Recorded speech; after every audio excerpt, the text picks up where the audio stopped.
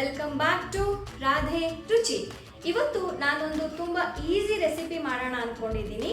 ಅದೇ ಮಂಗಳೂರು ಬನ್ಸ್. ಇವಾಗ ಹಬ್ಬಗಳ ಸೀಸನ್ ಆಗಿರೋದ್ರಿಂದ ಮನೆಯಲ್ಲಿ ತುಂಬ ಬಾಳೆಹಣ್ಣು ಮಿಕ್ಕಿರುತ್ತೆ. ಏನು ಮಾಡೋದು ಅಂತ ಯೋಚನೆ ಮಾಡ್ತಾ ಇದ್ರೆ ಈ ರೆಸಿಪಿ ಟ್ರೈ ಮಾಡಿ, ತುಂಬ ರುಚಿಯಾಗಿರುತ್ತೆ. ಹೇಗೆ ಮಾಡೋದು ಅಂತ ನೋಡೋಣವಾ? ನಾನಿಲ್ಲಿ 2ರಿಂದ 3 ಜಾಸ್ತಿ ಹಣ್ಣಾಗಿರೋಂಥ ಬಾಳೆಹಣ್ಣು ತೊಗೊಂಡಿದ್ದೀನಿ. ಅದನ್ನು ಈ ರೀತಿಯಾಗಿ ಕೈಯಲ್ಲಿ ಅಥವಾ ಸ್ಪೂನಲ್ಲಿ ಈ ರೀತಿಯಾಗಿ ನಾವು ಸ್ಮ್ಯಾಶ್ ಮಾಡಿ ಇಟ್ಕೋಬೇಕು. ಸ್ಮ್ಯಾಶ್ ಮಾಡಿ ಇಟ್ಕೊಂಡಿರೋಂಥ ಬಾಳೆಹಣ್ಣಿಗೆ ಗೋಧಿ ಹಿಟ್ಟನ್ನ ಹಾಕಿ ಕಲಿಸ್ಕೋಬೇಕು.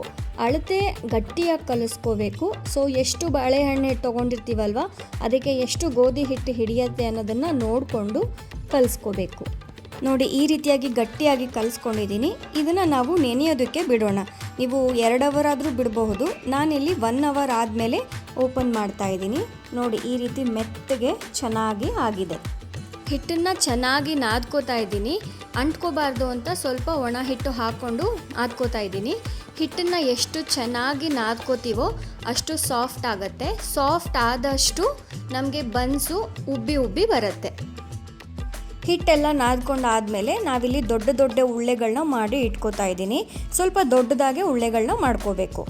ಹಾಗೆ ಪಕ್ಕದಲ್ಲಿ ಎಣ್ಣೆನ ಕಾಯೋದಕ್ಕೆ ಇಟ್ಟಿದ್ದೆ. ಈಗ ಎಣ್ಣೆ ಕೂಡ ಕಾದಿದೆ. ನಾನಿಲ್ಲಿ ಶೇಂಗಾ ಎಣ್ಣೆನ ಬಳಸ್ತಾ ಇದ್ದೀನಿ.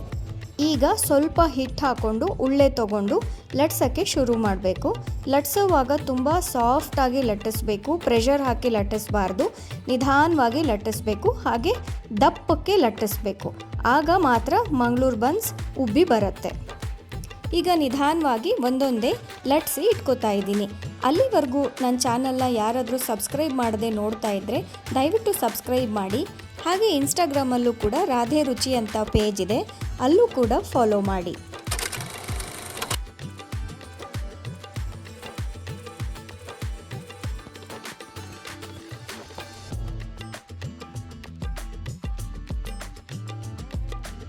ಈಗ ಬನ್ಸ್ನ ಕರಿಯೋಂಥ ಸಮಯ. ಎಣ್ಣೆ ಚೆನ್ನಾಗಿ ಕಾದಿದೆ. ನಿಧಾನವಾಗಿ ಹಾಕಿ ಒಂದೊಂದಾಗಿ ಕರೀರಿ. ಒಂದು ಟಿಪ್ ಏನಂದರೆ, ಪೂರಿ ಆಗಲಿ ಅಥವಾ ಈ ರೀತಿ ಬನ್ಸ್ ಆಗಲಿ ಒಂದು ಸೈಡ್ ಬೇಯೋವಾಗ ಈ ರೀತಿ ಸ್ಪೂನಿಂದ ನಾವು ಮೇಲೆ ಪ್ರೆಸ್ ಮಾಡಿದ್ರೆ ಚೆನ್ನಾಗಿ ಉಬ್ಕೊಳ್ಳುತ್ತೆ.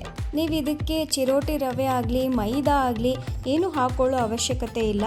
ಗೋಧಿ ಹಿಟ್ಟಲ್ಲೇ ತುಂಬ ಚೆನ್ನಾಗಿ ಬರುತ್ತೆ. ಚೆನ್ನಾಗಿ ಹೊಂಬಣ್ಣ ಬರೋವರೆಗೂ ಕರಿಬೇಕು. ಇದ್ರ ಜೊತೆ ಕಾಯಿ ಚಟ್ನಿ ಮಾಡಿಕೊಂಡ್ರೆ ತುಂಬ ಟೇಸ್ಟಿಯಾಗಿರುತ್ತೆ. ನನ್ನ ಚಾನಲ್ನ ಸಬ್ಸ್ಕ್ರೈಬ್ ಮಾಡದೆ ನೋಡ್ತಾ ಇದ್ದರೆ ದಯವಿಟ್ಟು ಸಬ್ಸ್ಕ್ರೈಬ್ ಮಾಡಿ. ಮತ್ತೊಂದು ರೆಸಿಪಿಯೊಂದಿಗೆ ಸಿಗ್ತೀನಿ. ಬಾಯ್ ಬಾಯ್.